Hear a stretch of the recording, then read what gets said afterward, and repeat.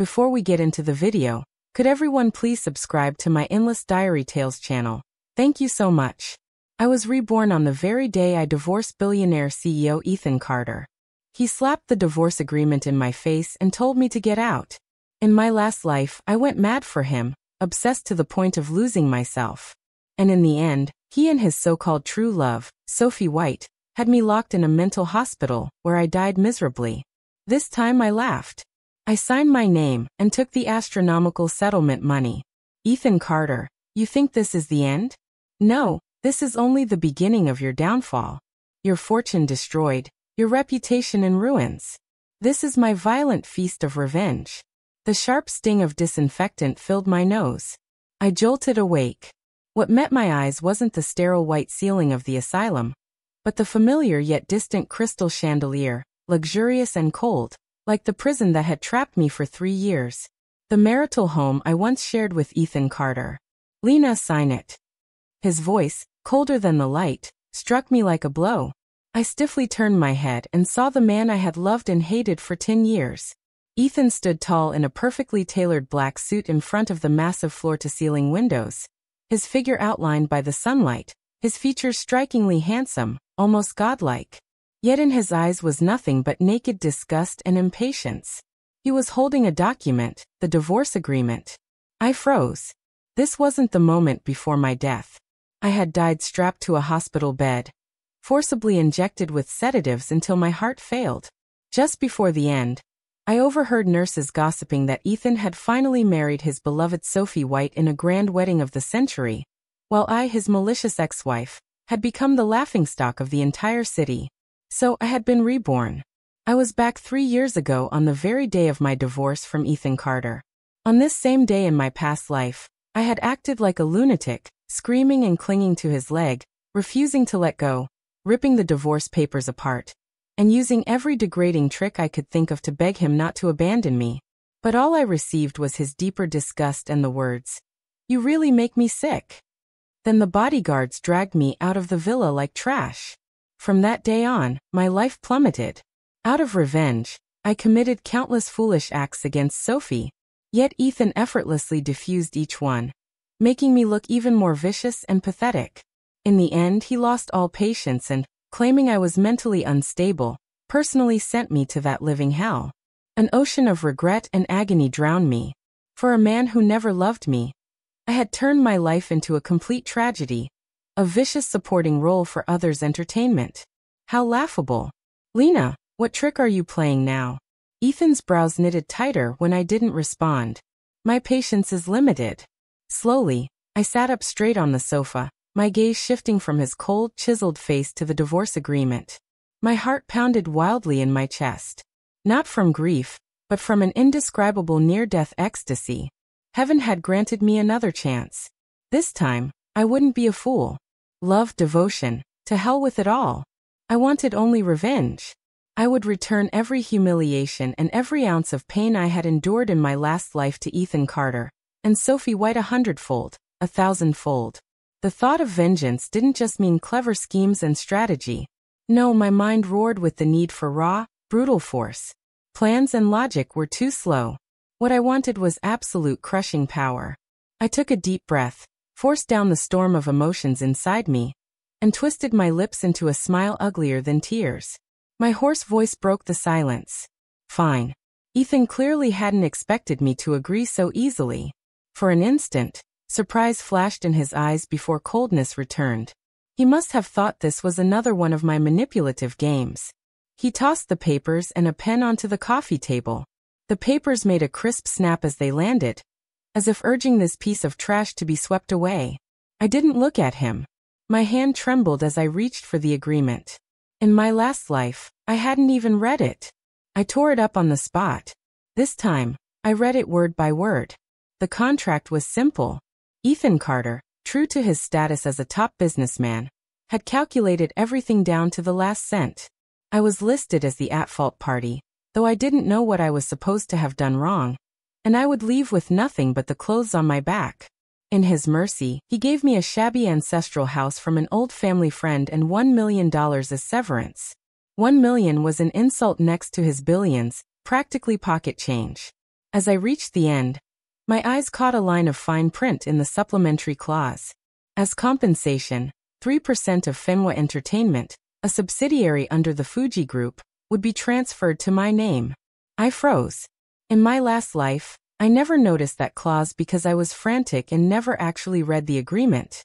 Fenwa Entertainment was the dullest of Fuji Group's many subsidiaries, years of losses half dead. Ethan had been meaning to offload it for a long time. To him, that 3% was probably as worthless as the million scraps tossed to a beggar. Only someone like me, reborn with knowledge from the future, knew that 6 months later, Fenwa would soar because of a breakout web drama called Above the Sky. Its stock would multiply by hundreds, and the drama's investment would soon be snapped up by a mysterious, far-sighted investor. That opportunity was now sitting in front of me, an avenging blade handed to me by fate. I picked up the pen, and almost without hesitation signed my name at the end of the agreement. Lena. My handwriting was a little crooked because my hand shook, not from fear, but from extreme excitement. I pushed the contract back to Ethan, and for the first time since this life began, looked at him calmly and clearly. Pleasure doing business. I hope we never see each other again. Ethan studied me with a look of curiosity and appraisal, as if meeting me for the first time. He'd likely never seen me so composed and rational. In every script of my past life, I'd been the hysterical, useless fool who existed for no reason but loving him. Good. He folded the agreement, turned away coldly and said, "You have 3 days to move out." Then he strode off without a trace of regret. The front door slammed shut like a divider between two worlds. I collapsed onto the sofa, gasping, and finally let the tears fall. Tears not of sorrow, but of rebirth. Ethan Carter, Sophie White. The game is only just beginning. I pulled out my phone and called a distant cousin who had helped me only after I went bankrupt in my last life. He was a capable financial operator who had simply been unlucky and never met his break. "Cousin, it's Lena. I need your help right now. I have some money and a chip that's about to be worth a fortune." My voice was calm and resolute, filled with an authority that allowed no doubt. The first step of revenge was to turn the trash Ethan threw at me into the sharpest blade aimed at his heart. The second was to make this divorce settlement the start of a violent crushing. 3 days later, I stood on the villa's doorstep on time, dragging a suitcase. Ethan's butler, Mr. Wong, looked at me with pity and distance in his eyes. "Miss Lin, the car is ready." "Thank you, Mr. Wong." I nodded politely. In these 3 years, Mr. Wong had been one of the few in this house who hadn't treated me with cold contempt when I was down and out in my last life. He had secretly helped me before, and I kept that kindness in my heart. I didn't get into the luxury car sent by his family. Instead, I hailed a rideshare straight for the financial district downtown. All I owned was one suitcase of clothes, a bank card holding 1 million, and the newly executed proof of the equity transfer. In a cafe, I met my cousin Mark Lin. He looked haggard, heavy dark circles under his eyes. Clearly, things had not been going well for him lately. When he saw me, he was surprised. "So you and the vice president are divorced?" I got straight to the point and pushed a document toward him. "Cousin, this is my entire stake, and it's your chance." Mark picked up the paper. When he saw the 3% stake in Funwa Entertainment, his brow tightened. "Don't be stupid. Ethan Carter is humiliating you. Benoa is a bottomless pit. This stake is worthless, maybe even negative." "Not now," I said, looking him dead in the eyes and speaking deliberately, each word clear. "I need you to use that 1 million plus every contact and bit of capital you can mobilize to lever us up in Short Voyage Tech, a Fuji Group affiliate." Mark went pale. "Are you crazy shorting Voyage Tech? That's their flagship AI project this year. Its stock is on a tear. Our money would be a drop in the ocean. It would be swallowed instantly. 3 days from now, Voyage Tech will be hit by a scandal. Its core technology will be exposed as plagiarized. The founder will be forced to resign, and the stock will hit 3 consecutive limit-down days." My voice was quiet, but carried an unnerving certainty. I'd seen this in financial news in my last life. Then I'd been too wrapped up in Ethan to care about business. Now that knowledge was my most powerful weapon. Mark stared at me, trying to find any hint of a joke or madness on my face. But all he saw was cold resolve. How? How do you know? He asked hoarsely. You don't need to know how I know. I cut in. This is our only chance. If it works, we get the seed money for revenge. If it fails, I'm back where I started. Nothing to lose. My words hit Mark like a hammer. He looked at me, the cousin who used to chase after men, naive and foolish. And in what felt like an instant, I'd been reborn into someone else. After a long silence, he suddenly slammed his palm on the table. Fine. I've always hated those Wall Street elites who come back acting superior anyway. If we lose, worst case, I'll beg under a bridge with you. I smiled. This time, I had chosen the right ally. The next 3 days were the most thrilling of my life. Mark proved himself a born trader. He used my 1 million as margin, and through a maze of complex operations and channels built a short position worth 50 million. It was like walking a tightrope above a cliff. Any tremor and we'd be crushed. On the afternoon of the third day at 2 o'clock, with 1 hour left before the market closed, our account had already bled into the danger zone because Voyage Tech's price kept rising. We were on the brink of forced liquidation. Mark's shirt was soaked with sweat, and his eyes bloodshot as he stared at the screen. Half an hour left. If there's no news in that time, we're finished. His voice was trembling. My fingers whitened around my coffee cup, but my face stayed calm. I was betting that my memory had not failed me, that fate had not veered from the path. At 2:45 p.m., a bold red news pop-up detonated across the financial world. Breaking. Trillion-dollar leader Voyage Tech's core algorithm accused of plagiarizing a Silicon Valley startup. The evidence was conclusive. The moment the news broke, Voyage Tech stock plunged like a kite with its string cut, falling vertically at a terrifying speed. It fell. It really fell. Mark nearly jumped out of his seat in excitement as the green line on the screen cascaded down like a magnificent waterfall. Our account balance flipped from bloody red into green, and then rocketed upward at a furious pace. And by the last minute before the close, the stock was nailed to the daily limit down. We had won. Mark collapsed back into his chair, speechless for a long time. I stared at the long string of numbers in our account. 50 million in principal, amplified by leverage, and the crash had yielded us nearly 200 million in net profit. This was my billion-dollar divorce settlement. Ethan Carter had shrugged me off with 1 million and a pile of worthless papers, and I had used his mercy to tear the first piece of flesh from him. The thrill of it was more intoxicating than any false intimacy I'd experienced in my last life. Lena, what are you? Mark finally stammered, looking at me as if I were a monster. Cousin, this is only the beginning, I said, standing and patting his shoulder. Now that we have money, the next step is to acquire Fenwa. But you already have 3%. It's not enough, he protested. Not enough, I said coldly. I want 100% control. I want this blade entirely in my own hand. At this moment, Ethan was probably tearing his hair out over the Voyage Tech scandal. He would never imagine that the trash he discarded had quietly become a starving wolf holding 200 million in cash, eyeing the weakest link in his empire. He would not suspect this was only the start. I didn't want merely to slap his face or make him regret it. I wanted a total violent economic crushing.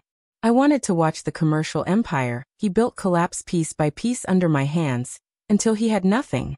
With funding, everything became simple. Funwa Entertainment had always been a marginal asset of the Fuji Group. Years of losses, and shareholders had long wanted to offload it. I instructed Mark to anonymously issue a cash takeover offer at a price 20% above market. We encountered almost no resistance. Small shareholders, seeing the premium, scrambled to sell their junk shares as if they'd found a savior. The only potential obstacle was Ethan himself. Though he looked down on Fenua as the absolute controller of the Fuji Group, any major change in a subsidiary's equity required his sign-off. I had Mark deliberately submit the acquisition proposal on the same day Ethan had to deal with the Voyage Tech mess. As expected, the overwhelmed Ethan only glanced at the proposal, saw that a premium buyout might recover some losses for the group, and signed off in a single stroke. He didn't even bother to investigate who the anonymous buyer was. To him, it was just another scrap of paper filed away, while dealing with trash. A week later, when Mark placed a brand new document in front of me, I officially became the sole 100% owner of Fenwa Entertainment. I renamed the company Phoenix Entertainment. Standing in Phoenix Entertainment's tired CEO office, I looked around. Everything exuded decay, employees listless and dead-eyed. But I knew this would be where my empire rose. The first thing I did was call an all-staff meeting. When I entered the conference room in a business suit and heels, everyone froze. Some recognized me as Ethan Carter's infamous dumped wife. Is that Lena? How could she be here? She bought the company. This is a joke. The company was already toast. Now some clueless woman is running it. We should find a buyer fast. Mutters of derision and laughter rose up, contempt like knives aimed at me. Expressionless, I walked to the head of the table and slammed a document down. From today on, my name is Lena, and I am the CEO of Phoenix Entertainment. I know what you're thinking, that I'm just a trophy who rode on a man's coattails, an ignorant outsider who knows nothing about this business. I paused, my gaze cutting sharply across every face in the room. So I'll give you a chance, and I'll give myself a chance. This is a list of the company's current projects and each of your personnel files. Now you may speak freely and tell me why this company has become what it is today. The conference room fell silent. A middle-aged man in black-rimmed glasses who looked rather seasoned stood. His name was Charles Jang, and he was the company's project director. Miss Lena, forgive my bluntness, he said. The company's biggest problem is it has no money, no resources, and no good projects. The scripts we hold are the leftovers others have refused, second or third tier material. The actors are nobodies who can't carry anything. Even the Fuji Group's yearly allocations barely keep basic operations afloat. His words voiced what everyone thought. I nodded. So the second thing I would do was fix those problems. I looked at Mark at my signal. He projected a PowerPoint I'd long prepared onto the big screen. I will inject $500 million into the company, I announced. The whole conference room exploded. $500 million. An astronomical sum for a dying Fanoa, sounded insane. Everyone stared at me like I'd lost my mind. They couldn't believe that the woman Ethan Carter had discarded could produce $500 million in cash. This $500 million will be spent on 3 areas, I continued, ignoring their shock. First, we will establish an S-level film and TV project. I've already chosen the script Above the Sky. Director Jang, you will have full authority on this project. The budget is unlimited. I pushed a printed treatment across to Charles. His hand trembled as he took it, and after a single glance, his eyes lit up. Second, we'll form a new economics and talent department led by top agent Miss Kim. I will hand you a list. Spare no expense to sign the people on it, no matter which company currently holds them. The breach penalties are on me. By Miss Kim, I meant the legendary agent who in my last life had launched 3 Best Actor winners and 1 Best Actress, though she's been shelved recently for offending the wrong people. The names on my list were once megastars in my last life, who for whatever reason hadn't yet risen in this timeline. Third, all employee salaries will be doubled with project bonuses calculated separately. If the first 2 are pie-in-the-sky promises, the third is real immediate fuel. The room shifted from dead silence to boiling excitement. Eyes that had been full of contempt now burned with eagerness and hunger. In the simplest, most violent way, I'd sealed loyalty in the shortest time. Because I understood that for people who'd struggled at the bottom for so long, real money beats empty promises. After the meeting, Ethan's call came in. I looked at his familiar name on the screen, and curled a mocking smile as I answered. Lena, is that you? His voice was stuffed with suppressed anger and disbelief. You bought Fanoa? He said. Vice President keeps good tabs. I laughed lightly, casual, as if discussing the weather. From now on you should call me President Lin. Oh, and one more thing. I renamed it Phoenix Entertainment. Dead silence on the other end. I could almost picture Ethan's sullen face, dark enough to drip water. He'd never have expected that the garbage he tossed aside would so quickly take on a shape he couldn't understand. He couldn't imagine where I'd gotten so much money. Where did your money come from? He finally asked. His voice was cold as ice. That's not for the vice president to worry about, I replied. Perhaps I should thank you. The $1 million divorce settlement was quite handy. I said it to needle him on purpose. Lena, what on earth are you trying to do? What I was born to do, I replied coolly. Vice President, have you forgotten we're divorced? What I do is none of your business. I'm just running my company and handling my business. You better not try any tricks or what? I cut him off, my voice instantly turning cold. Ethan Carter, put away that CEO act. You're in no position to threaten me anymore. Take care of your Voyage tech. Take care of your darling Sophie and stop bothering me. With that, I hung up on him. The busy tone in my ear filled me with a surge of satisfaction. Ethan, this is only the beginning. You're feeling anger. You're feeling out of control. Good. Next, I'll make you taste even more helplessness, despair, and pain. The second step of my crushing counterattack was to build an empire in the field he knew best, in the way he most despised, one he could never hope to match. Phoenix Entertainment's reforms burned like a wildfire. The $500 million cash injection was a shot of pure adrenaline that jolted the entire company back to life. Charles Jiang took the script for Above the Sky and led his team on a nationwide search for the best director and actors. Miss Kim, with my list and deep funding, successfully signed several potential stars who would one day become the industry's top names. And I became the biggest mystery in the city's high society. Everyone wanted to know which new patron this abandoned wife had latched onto in order to be making such moves. Ethan Carter sent people to investigate me, but Mark had already covered every track. All the money trails pointed to a fictitious overseas investor. Clean, flawless, no cracks to find. The more Ethan failed to discover, the more restless he became. That restlessness reached its peak a month later at a charity gala. The event drew almost every notable figure in the city. And of course Ethan was there. At his side was his cherished Sophie White. Sophie wore a white evening gown and delicate, understated makeup, looking as pure as a lily, untouched by dust. She held Ethan's arm while receiving the crowd's blessings and admiration.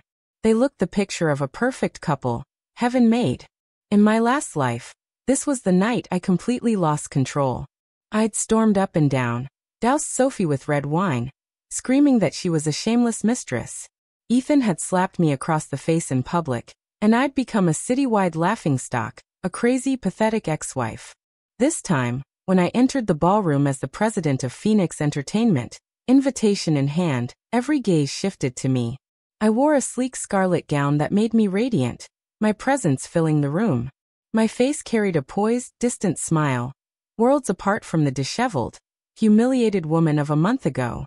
Ethan's eyes locked onto me immediately, his expression a dense fog of shock, curiosity, and a flicker of admiration he probably didn't even recognize. Beside him, Sophie's face went a shade paler when she saw me, though she quickly resumed her pitifully delicate look and leaned softly against Ethan, murmuring just loud enough for those nearby to hear. Ethan, Lena seems so different now. Her voice was innocent and worried, as though I were the one who might hurt her. Huh. Same old green tea tactics. I ignored them completely and moved straight toward a circle of renowned directors and producers, greeting them and exchanging cards. My conversation, my insight, and the $500 million investment plan behind Phoenix Entertainment quickly made me the center of the gala. Ethan was left on the sidelines, his face darkening. He was used to being the focus of every room, used to me orbiting him like a satellite. But now, I didn't even glance his way. I had stolen all of his spotlight, and that loss of control made him see. At last, Sophie White couldn't hold back. She took a champagne flute and glided toward me, her face wearing a sweet, harmless smile. Lena, it's been so long. I'm truly happy for you, seeing how well you're doing now. She raised her glass, looking for all the world as though she sincerely wished me well. Around us, heads turned. Everyone wanted to watch the scene of the ex-wife and the white moonlight colliding in public. I swirled the red wine in my glass, giving her a half-smile. Then I really should thank you and Vice President Carter for kicking me out of that cage. Sophie's smile froze for an instant before she softened again, looking even more delicate. Lena, don't say that. Ethan and I both hope you're happy. Are you still blaming us? Her eyes widened as she spoke, as if I had just bullied her with cruel words. A true expert, just a few sentences, and she had placed herself in the victim's role. In my last life, by now, I would have been furious, stomping my feet, hurling insults without thinking. But this time, I only smiled lightly. Blame you? Why would I blame you? I asked in mock surprise. I should be thanking you. If Vice President Carter hadn't cut his losses and kicked out an unqualified stand-in like me, how would you, the real one, ever have gotten what you wanted? I bit hard on the word stand-in. Sophie's face went chalk white in an instant, and a muffled gasp rippled through the crowd. Everyone knew I resembled Ethan's first love, the one who had died young, Sophie's own sister. It was whispered that Ethan had married me because I was just a substitute, but no one had ever dared to say it aloud. Now I, the person in question, had shattered the paper screen myself. You, what nonsense are you talking? Sophie stammered instinctively, trying to refute me. I raised an eyebrow, leaned in close enough so only she could hear, and whispered, Sophie, did you really think what you did was seamless 3 years ago when your sister had that car accident?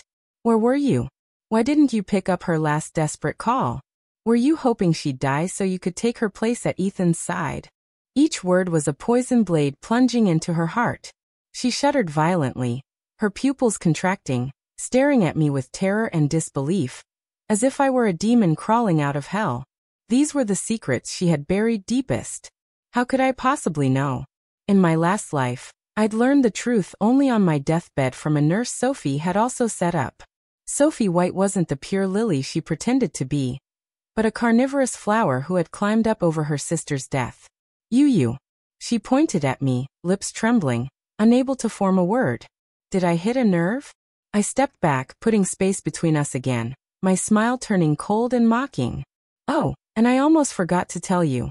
Your sister's diary. I think I happened to pick it up. Of course, the diary was fake, a bluff. But Sophie didn't know that. She broke completely. Her mind stuck on that one word. Diary. Like a cat whose tail had been stepped on. She shrieked and suddenly flung the champagne in her hand straight at me. You lunatic liar. The scene was eerily familiar, except this time the roles were reversed. I'd anticipated it. With a slight turn of my body, the golden liquid missed me perfectly and splashed all over Ethan Carter, who had just arrived to rescue Sophie. The entire room fell silent. The scene left everyone dumbfounded. Ethan Carter hung his head, staring at the dark wine stains soaking his expensive suit. His face was as black as the bottom of a pan. Sophie, the moment she flung the drink, immediately regretted it. She looked between Ethan and the hostile, shocked gazes around them, and realized in an instant what she had done. The pure, innocent image she had spent years cultivating was destroyed in one moment. Chong, I didn't mean to. He provoked me, Sophie stammered, panic rising as tears poured down her face. I stood to the side like an outsider watching a farce, and in what might pass for kindness, I offered a tissue with a smile. Miss Sophie, your emotions seem unstable. Maybe you should see a doctor. I know a good psychiatrist. Want me to introduce you? The words hit Ethan and Sophie like a resounding slap because everyone knew who had recently been sent to a psychiatric hospital. It was me. Ethan's head snapped up, and for the first time, those hawk-like eyes of his showed scrutiny and doubt, not aimed at the cameras, but at the tear-streaked Sophie in his arms. He wasn't an idiot. Tonight had been too abnormal. I was composed, cultured, and poised, while the always gentle Sophie had lost control and behaved hysterically. Thus, a seed of suspicion was planted. That was precisely the effect I wanted. I no longer looked back. Turning away amid many meaningful glances, I exited the gala with grace. Ethan Carter, Sophie White, are you satisfied with this public slap in the face? Don't be in a hurry. This is only the appetizer. The real brutal crushing is coming. The charity gala scandal was the top headline in our circles the next day. Although connections and pressure dampened media coverage, in a society with no real secrets, Sophie's shrew image and my mysterious return spread everywhere. A huge rift formed between Ethan and Sophie, but I had no time to savor it. My revenge plan had entered its most critical phase. Production on Above the Sky had begun. I had gambled nearly all of Phoenix Entertainment's liquid assets on this project. I hired the country's top film director for a web drama, engaged the best VFX team, and spared no detail in preparation. Everyone thought I was insane, burning money, but only I knew the tidal wave this drama would unleash once it aired. Meanwhile, Mark used our remaining funds to quietly build an even bigger shorting matrix against the Fuji Group in the financial market. This time, our target was the Fuji Group's core industry, real estate. This isn't enough, I said coldly. I want him completely down. At that moment, my private phone rang, an unknown number. I answered. On the line came a voice, both familiar and strangely hoarse with fatigue. Ethan, Lena, where are you? Let's meet. His tone was no longer commanding. There was a hint of negotiation in it. I smiled. Ethan Carter, have you finally bowed that proud head of yours? Vice President so busy. How do you have time to see someone like me? I asked, feigning innocence. There was a pause on the other end as he tried to control his emotions. I want to buy the secondary streaming rights for Above the Sky and the subsequent IP development rights. Name your price. My sneer deepened. Fuji Group had film subsidiaries too, but they'd had a dismal year.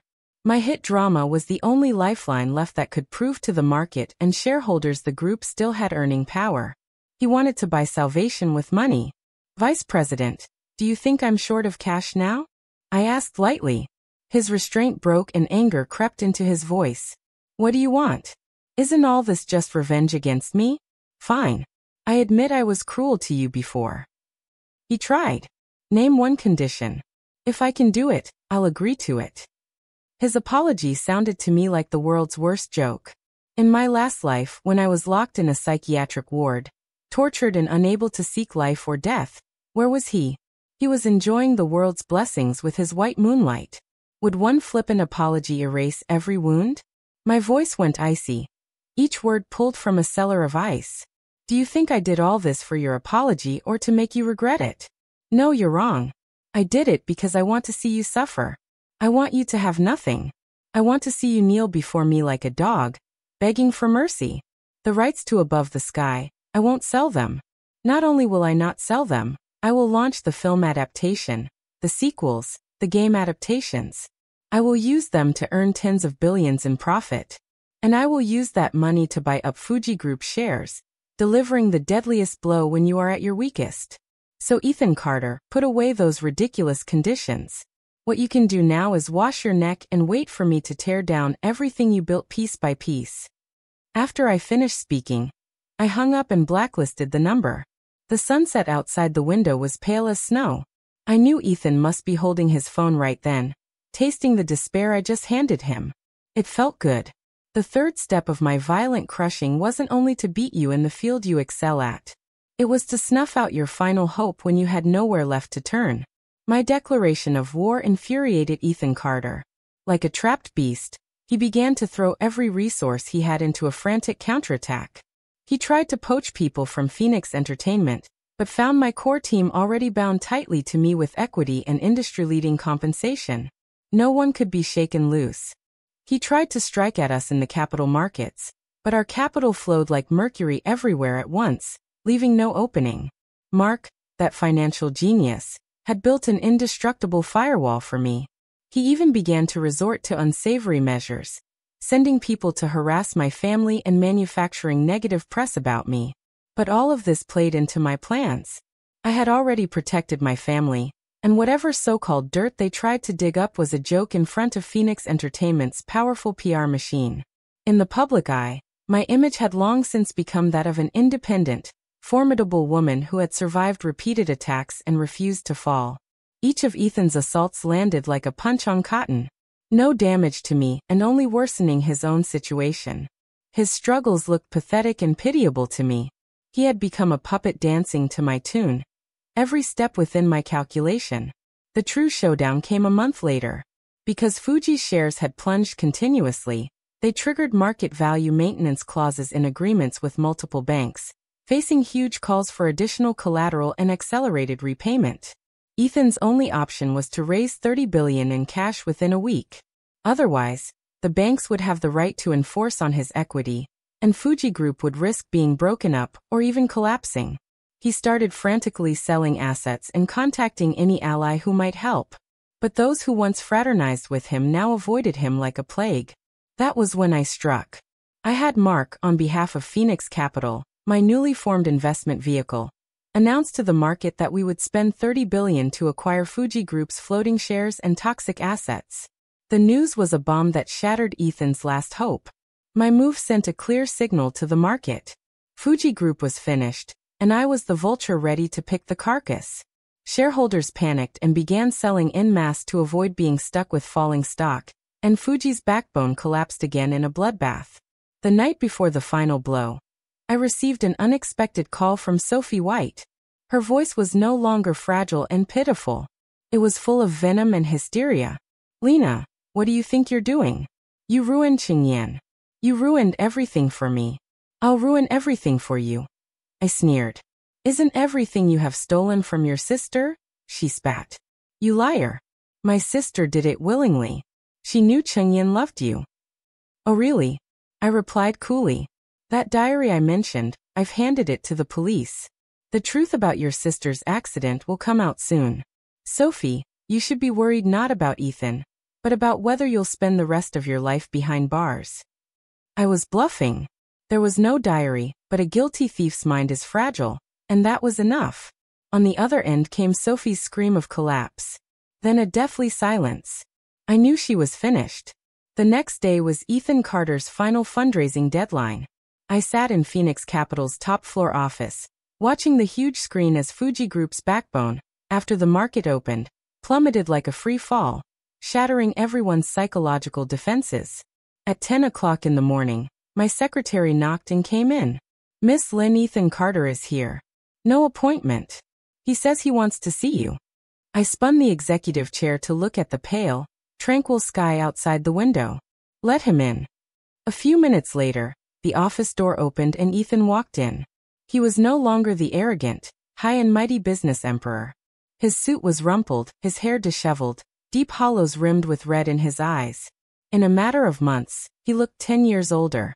He stood in front of my desk, staring at me with eyes full of bloodshot hatred and a regret I couldn't read. "Lena, you've won," he said, his voice like sandpaper. I said nothing, simply watched him. Suddenly he dropped to his knees. This man who had once been unbearably proud, the one I had admired for 10 years, now knelt before me. "I beg you, spare Fuji," his forehead pressed to the cold floor, his voice breaking with plea. "I will transfer every share I personally hold to you free of charge. Just give Fuji a way out. Give those tens of thousands of employees a way out." I looked at his groveling posture with no ripple of feeling and not the slightest pleasure, only a deep irony. In my last life, I had knelt and begged him like that. Begged him not to abandon me. Begged him to look at me. How had he spoken then? "Lena, you're so pathetic." I returned his exact words verbatim. "Ethan Carter, you're pathetic." I stood and walked to him looking down. "Do you think I did all this for your shares? For the Fuji Group?" "No. I did it to see you like this. To see you kneel before me like a dog. As for those employees you suddenly remember, huh?" I scoff. "Why didn't you think of them when you sacrificed other subsidiaries to save Voyage Tech? Why didn't you think of them when you used group resources to crush me to please your beloved Sophie? Ethan, you've always been a selfish bastard. Your empire, built on others' suffering, was doomed the moment it was erected." He lifted his head and looked at me. The last glimmer in his eyes died out. "Lena," he murmured my name as if searching my face for traces of the woman who loved him to madness. But she was gone, dead in the psychiatric hospital. The game was over. I picked up the phone on my desk and dialed Mark. "Begin the final step of acquiring Fuji," I said. In front of Ethan, I gave the order that closed the deal. He slumped to the floor like a statue stripped of its soul. Sunlight outside was blinding. My revenge ended with the most thorough, most violent crushing imaginable. I didn't become a better person to make him regret. I became a colder, stronger villain and personally dragged him and everything he had into hell. That was the revenge ending I wanted. 6 months later, as the absolute controlling shareholder, I completed the restructuring of the Fuji Group. He was folded into the map of my Phoenix empire. I became the youngest woman on the Forbes list, and the world's most talked about business queen. A self-made legend with a ruthless eye for opportunity. Ethan Carter, by contrast, vanished from public life. Word was that after leaving with nothing, He moved into the shabby ancestral flat I'd once been given, and without money or power, he was less than an ordinary man. Sophie White's fate was even worse. Accused of indirect intentional homicide after the truth about her sister's car accident was exposed by a guilt-ridden informant, she was sentenced to prison. She went mentally unstable behind bars, and was eventually sent to the same psychiatric hospital I had once been confined in. It was a perfect circle of karma. One day, I was in the office sorting through files when Mark came in. "This was taken by someone on the ground," he said, handing me a photo. In the picture, a scraggly bearded man in tattered clothes was hauling bricks at a construction site. The sunlight turned his back into a gaunt silhouette.